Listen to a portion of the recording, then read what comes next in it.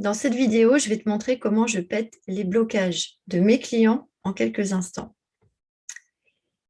C'est le process exact que j'utilise à chaque fois qu'un entrepreneur vient me voir. C'est le process que tu pourras appliquer sur toi-même, si tu veux le faire toi-même, ou c'est le process que je vais utiliser si tu veux que je t'accompagne. Donc en fait, c'est une méthode que j'utilise, un cadre que je pose à chaque fois que je veux faire ça. Même si ça peut arriver que cette méthode, ce cadre-là, varie en fonction des profils, mais c'est très rare. Bon, d'abord, j'aimerais juste préciser une chose. J'aimerais qu'on s'entende sur le mot process. Parce que quand je parle de process, je ne parle pas d'un process au sens de quelque chose créé par l'esprit humain. OK? C'est juste que quand j'ai commencé à me connecter et à dialoguer avec l'âme, les choses se sont imposées comme ça. Et je procède donc d'une certaine manière pour me connecter à l'âme. Et ensuite, l'âme me délivre les messages d'une certaine façon aussi. Donc, ce n'est pas moi qui décide en fait du process. C'est elle qui décide comment ça se passe. Ce n'est pas moi. Moi, je ne suis qu'une messagère de l'âme. Comme mes facultés ne sont pas mes facultés, hein, parce qu'il faut garder un peu d'humilité, surtout dans ce domaine-là. Ce ne sont pas mes facultés, d'accord, mais celles que la source ou Dieu, peu importe, comme tu veux l'appeler, a bien voulu me donner pour aider les autres. Ok? Il faut savoir rester humble aussi dans ce domaine-là. Et c'est vraiment hyper important ça. Donc, j'ai donc essayé de trouver un cadre, une sorte de structure, les grandes lignes dans la manière dont ça se passe concrètement. Ok? Et c'est ce que je vais tenter de te décrire au mieux. Bon, la toute première chose que je fais, c'est que je précise à mes clients que je ne veux rien savoir d'eux. Je ne veux rien savoir. Ça peut paraître bizarre et c'est contraire à ce que font la majorité des thérapeutes. Ce que font les thérapeutes, en fait, par exemple, parce que les thérapeutes, qu'est-ce qu'ils veulent? Ils veulent connaître l'histoire de la personne, ils veulent parler avec elle, etc., avant de faire quelque chose pour la personne, pour comprendre sa problématique. En réalité, moi, je n'ai pas besoin de ça. Je n'ai pas besoin de savoir quoi que ce soit de ta vie, ok? Parce que ton âme, elle sait tout de toi. Ton âme sait tout de toi, de ta vie actuelle et de toutes tes vies antérieures. Et donc, elle va me dire, quand je vais dialoguer avec elle, elle va me dire tout ce que je dois savoir pour t'aider et tout ce que toi, donc, tu dois savoir aussi pour t'aider et que tu aies une transformation rapide, la plus rapide possible. Donc, je vais juste te demander ton nom, ton prénom, ta date de naissance et un petit message audio juste pour que je sonde les fréquences vibratoires, les fréquences énergétiques de ta voix. Mais c'est tout. OK? Ta date de naissance, c'est pour me connecter à ton âme à toi et pas à celle d'un homonyme. Mais même quand j'avais pas la date de naissance, ça marchait très bien. C'est juste une petite sécurité que je me donne à moi, mais ça, je sais que c'est mon mental qui travaille. En vrai, j'ai pas besoin de date de naissance, mais je te demande quand même cette date de naissance. Je n'ai pas besoin du lieu de naissance, ça c'est sûr. Ça n'a aucune importance. J'ai pas besoin même de voir ton visage. C'est mieux, mais c'est mieux parce qu'on est dans une relation humaine. Hein. Mais en réalité, pour que je puisse recevoir les messages de ton âme, je n'ai pas besoin de voir ton visage. OK? Parce que de toute façon, je verrai ton visage quand même en canalisant. Donc, ensuite vient le moment de la connexion à la main. Et ça, c'est l'étape la plus importante. Donc, si tu le fais toi-même, tu peux par exemple rentrer dans un état de méditation profond pour modifier tes ondes cérébrales donc, et rentrer dans des fréquences vibratoires très élevées. Mais ça se fait avec du travail et surtout avec du temps, parce que il faut beaucoup, beaucoup de temps parfois pour y parvenir. Hein. C'est pas, ça vient pas en un claquement de doigts, quoi. Ça, c'est quand on le fait soi-même, ça vient pas du jour au lendemain comme ça, d'accord? Donc, en fait, tu peux rentrer dans cet état de méditation profond. Ça modifie tes ondes cérébrales. Petit à petit, au fur et à mesure que tu vas pratiquer, bah, tu vas entrer en connexion, tu vas augmenter tes fréquences vibratoires qui vont devenir de plus en plus élevées, hein, au fil des jours, au fil des semaines, etc., des mois. Et puis, tu vas pouvoir entrer en connexion avec ton âme et écouter ses messages. Okay. Alors, pour me connecter à l'âme d'une personne, j'appelle le maître ascensionné en question et je lui demande l'autorisation de me connecter à ton âme. Voilà. Et généralement, je l'ai, enfin, j'ai toujours eu l'autorisation, sauf une fois, ça est arrivé, mais c'était un cas très spécial. Donc, j'ai toujours eu l'autorisation de me connecter. Voilà. Et je passe ensuite à travers lui.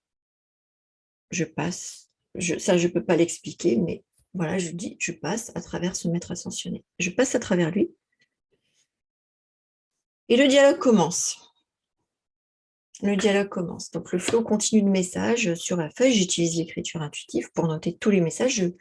Je note tout mot pour mot ce que l'âme me dit. Et d'abord, donc, ça va être, l'âme me parle de ta blessure originelle, des peurs, des blocages qui sont liés à ton passé, dans cette vie-ci, mais aussi à tes vies antérieures, des nœuds karmiques, etc., que je vois.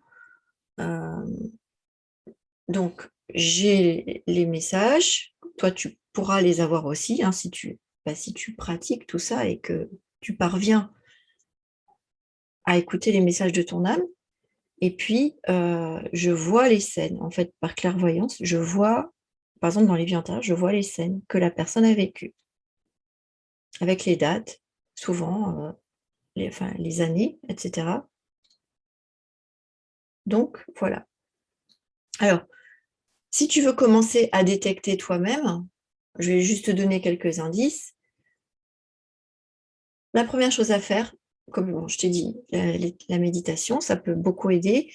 Et puis, te positionner en observateur de ta propre histoire. Qu'est-ce que tu remarques dans ta propre histoire? Est-ce que tu remarques qu'il y a des cycles qui se répètent? Est-ce que tu remarques qu'il y a des boucles sans fin qui se répètent, dans lesquelles tu te retrouves, tu ne peux pas sortir? Est-ce que tu rencontres toujours le même type de personnes? Est-ce que tu as toujours le même type d'émotions? Tu vis le même genre d'événements, etc., etc. Tout ça, ça peut être des indices, en fait. D'accord? Donc, en fait, tous ces indices-là, ils vont te donner déjà une base pour aller plus loin. Ensuite, qu'est-ce que je fais? Je demande à ton cœur s'il a des messages pour toi. Et le cœur a toujours un message pour la personne. C'est vraiment... il a toujours un message parce qu'en fait, il n'est pas assez écouté. Le cœur, il est d'une puissance extraordinaire. Et c'est l'énergie du cœur que j'utilise avec l'énergie du feu, que j'utilise pour canaliser, en fait. Et ces fréquences vibratoires sont extrêmement puissantes. Elles traversent l'espace et le temps. C'est incroyable, le cœur. Le cœur peut tout faire. Parce qu'il peut tout être. Et ces fréquences sont guérisseuses.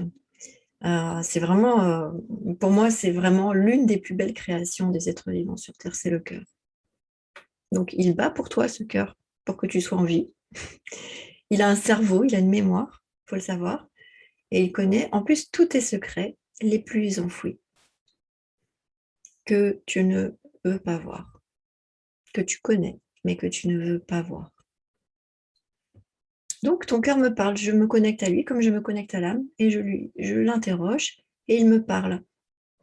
Alors, ces messages, en fait, ils sont d'une intensité, c'est incroyable, c'est extrêmement émouvant à chaque fois, les messages du cœur. Très, très émouvant. Autant les messages de l'âme sont très émouvants aussi, hein, bien sûr, mais les messages du cœur, ils sont encore plus émouvants que les messages de l'âme. Donc, ensuite, je demande à l'âme, je demande à ton âme, quelle est ta mission sur Terre? Je lui pose la question, quelle est la mission de ton prénom sur Terre? Et quel est le pouvoir dont tu es doté pour accomplir cette mission? Et là, c'est là que tu risques d'être très surpris. Si on travaille un jour ensemble, tu vas vraiment être très surpris. Parce que moi, j'ai remarqué que mes clients, comme moi, avant, il y a des mois et des mois de ça maintenant. Mes clients, ils marchent souvent juste à côté de leur chemin de vie. Ils sont proches de leur mission, mais ils n'y accèdent pas. Alors qu'ils le sentent pourtant qu'il manque quelque chose pour atteindre cette espèce d'état de complétude. Ils savent qu'ils sont tout proches, et c'est le cas pour tous. Ils savent qu'ils sont tout proches de quelque chose. Et ce quelque chose, c'est leur mission de vie, c'est leur chemin. Mais ils marchent à côté. Et si quelqu'un ne le leur dit pas, ils peuvent passer leur vie entière à le chercher et ne le trouveront pas.